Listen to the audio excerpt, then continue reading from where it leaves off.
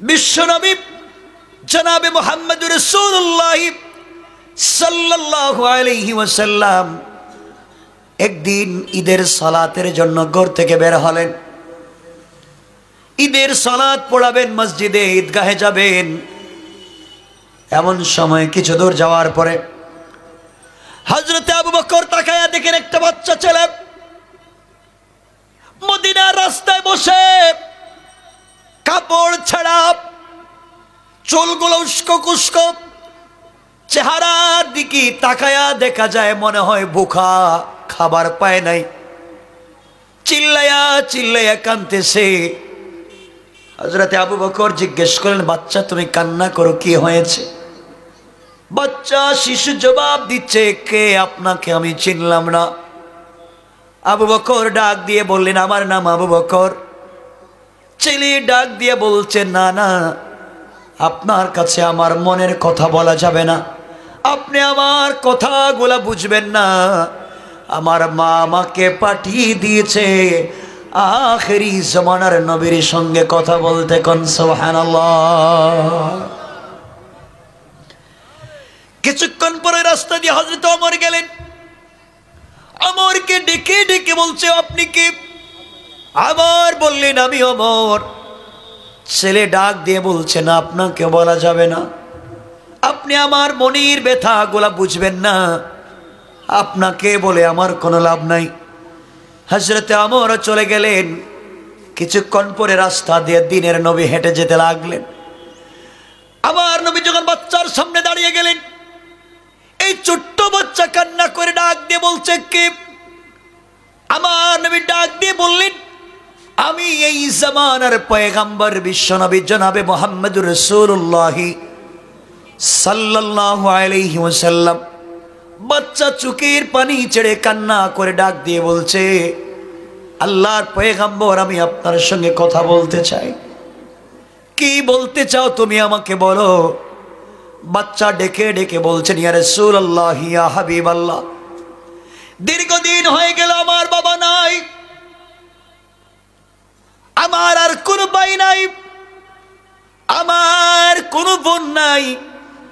আমার মা মানুষের বাড়িতে কাজ করে করে আমাকে খাওয়ায়া বড় করছে। 3-4 দিন হয়ে গিয়েছে মা মানুষের বাড়িতে কোনো কাজ পায় নাই। আজকে ঈদের দিনে আমি বের হয়েছি, মা রাত্রবেলা আমাকে বলে দিয়েছেন, বাবারে।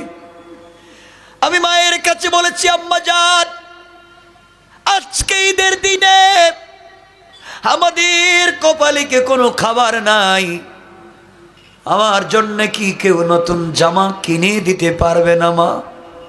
বাবা যদি বেঁচে থাকতে হাজার কষ্টের মধ্যে হলেও আমার জন্য কিছু করত। আজ এই দুনিয়ার জমিনে আবার বাবা নাই।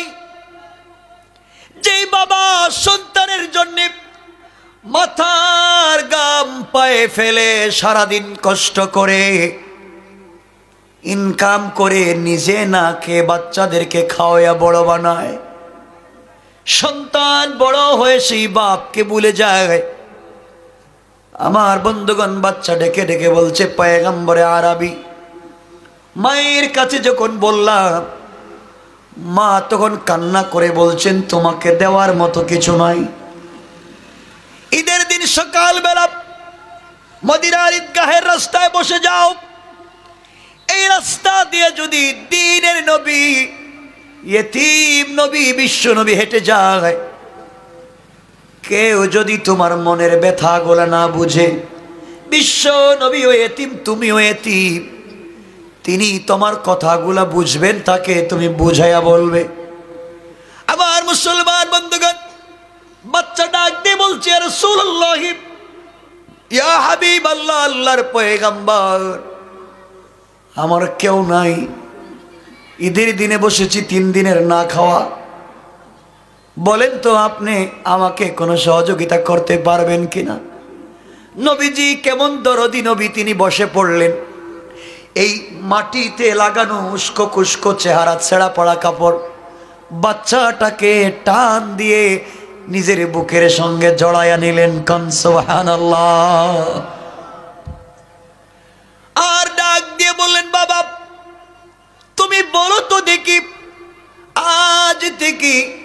আমি যদি তোমার বাবা হয়ে যাই আর আয়েশা যদি তোমার মা হয়ে যায়, বলো তো তোমার মনের ব্যথা কি দূর হবে?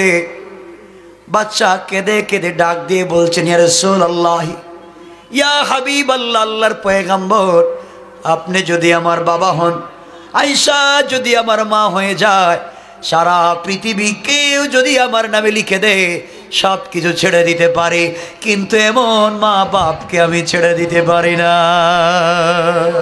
সুবহানাল্লাহ পড়েন। একদিন রাসূল পাক সাল্লাল্লাহু আলাইহি ওয়াসাল্লাম মসজিদে আন-নববীতে বসে আছেন, বিশ্বনবী। আমার মুসলমান বন্ধুগণ, এমন সময় একটা ছোট্ট ছেলে ইয়াতীম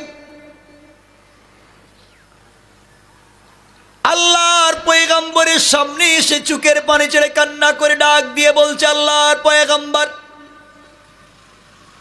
আমি আপনার কাছে একটা বিষয়ের বিচার দিতে এসেছি। নবীজি বললেন, কি দিতে এসেছ? ইয়াতীম বলতে লাগলেন, ইয়া রাসূলুল্লাহ, আমার বাবা কিছুদিন আগে ইন্তেকাল করলেন। ইন্তেকাল করবার পরে আমার বাবা আমার জন্য একটা বাগান রেখে গিয়েছিলেন, ছোট্ট একটা খেজুরের বাগান। আমি এখন মোটামুটি বড় হয়েছি, আমি আমার খেজুরের বাগানের চতুর্দিকে বাউন্ডারি দিতে চাই, গার্ড ওয়াল দিতে চাই, আমি আমার বাগানকে আলাদা করে ফেলতে চাই।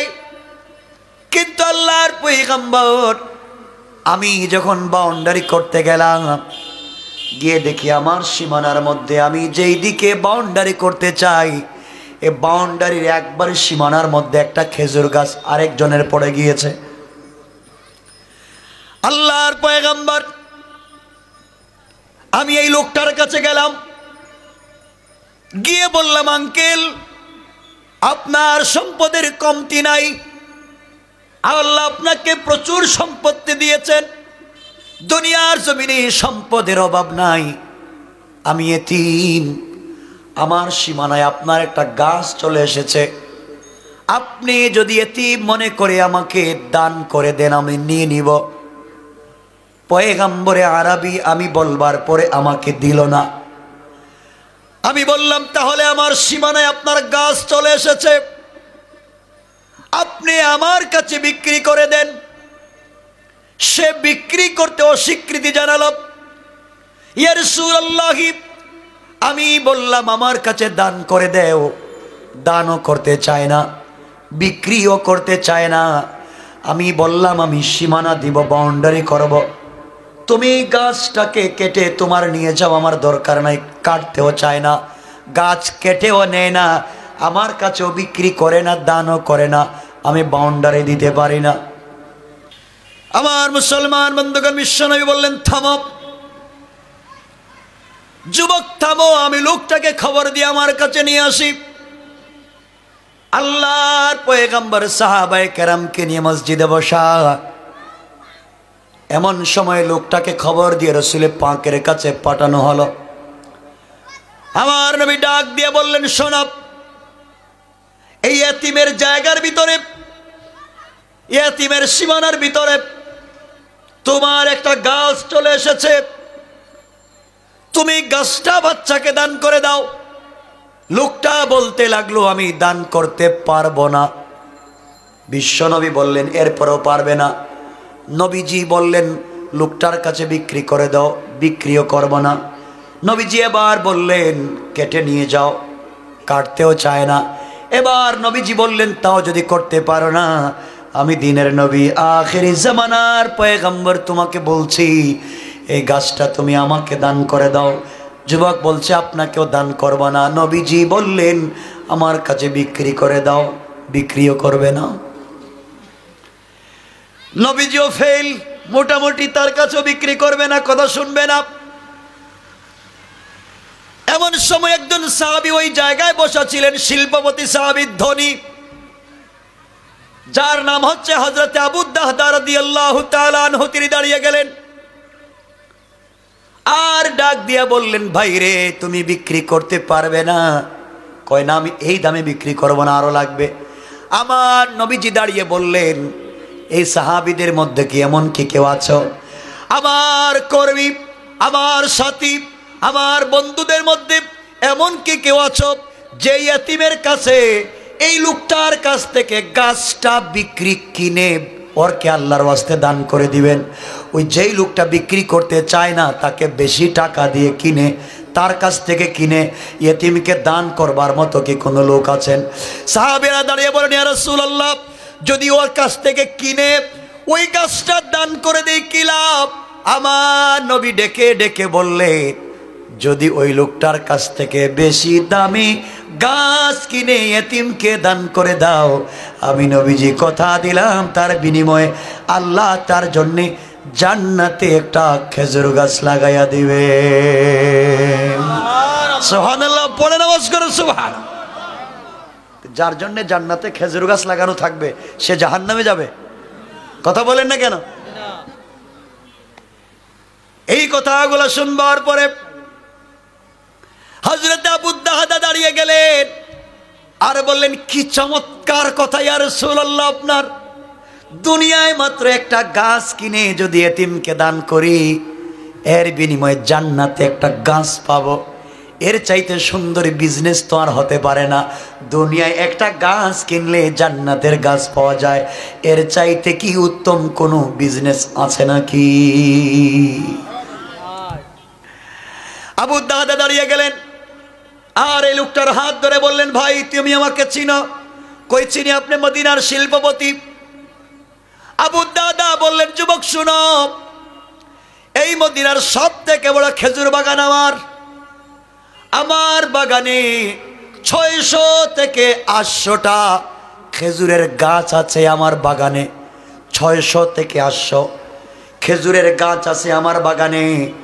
আর আমার বাগানে এমন 600 থেকে 800টা খেজুরের গাছ আছে যে গাছের খেজুর পুরা বছর মদিনার বাজারে পাওয়া যায়। কোন সুবহানাল্লাহ।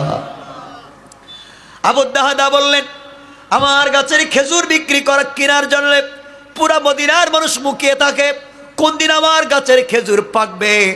মানুষ এগুলা কিনে নিতে চায়। আমার একটা 600 থেকে 800 গাছের খেজুর বাগান আছে। ওই বাগানের মধ্যখানে একটা কূপ আছে মিষ্টি পানির। তুমি কি চিনো? লোকটা বলছে, চিনব না কেন, আপনার খেজুর বাগান চিনি। গোটা দুনিয়ায় সবাই আপনার খেজুর বাগান চিনে। আপনার খেজুর বাগানের মতো দামি কোনো বাগান পৃথিবীতে আর নাই। বলেন আল্লাহু আকবার। আবু দাহদা বললেন, আমার খেজুর বাগানের মধ্যখানে একটা মিষ্টি কূপের ঝর্ণা আছে, মিষ্টি কূপ আছে। তুমি কি জানো? লোকটা বলছে, কেন জানবো না, আপনার বাগানের মধ্যখানে মিষ্টি পানির একটা কূপ আছে, আমি কেন জানবো না। গোটা দুনিয়ার মানুষ সফর করে করে যখন মক্কার দিকে যায়, সবাই চিন্তা করে আবু দাহদার বাগানের কাছে যদি পৌঁছে যাই আমরা রেস্ট নিব, কারণ ওই বাগান থেকে মিষ্টি পানির কূপ থেকে পানি পান করে তৃষ্ণা নিবারণ করব। কোন সুবহানাল্লাহ। আবু দাহদা বললেন, তুমি আমার বাগানও চিনো, আমার মিষ্টি কূপও চিনো। আবু দাহদা বললেন, আর একটা বিষয়, আমার এই বাগানের মধ্যখানে আমার একটা 2 তলা বাড়ি আছে, এই বাড়িটাও কি তুমি চিনো? লোকটা বলছে, কেন চিনব না, আপনার বাড়িও আমি চিনি, আপনার বাড়ি চিনি, আপনার মিষ্টি কূপের পানি চিনি, আপনার বাগান চিনি। হযরত আবু দাহদা বললেন, যুবক রে, আল্লাহর পয়গম্বর বলেছেন একটা গাছ কিনে দান করে দিলে জান্নাতি আল্লাহ আমাকে একটা গাছ দিবেন। আমি তোমার ওই গাছটা কিনে নিতে চাই, বিনিময়ে আমার 600 থেকে 800 খেজুর গাছের বাগান, মিষ্টি পানির কূপ আর 2 তলা বাড়ি সব কিছু বিনিময়ে তোমাকে দিয়ে দিতে চাই। সুবহানাল্লাহ। ওয়াজ করে বলেন না সুবহান।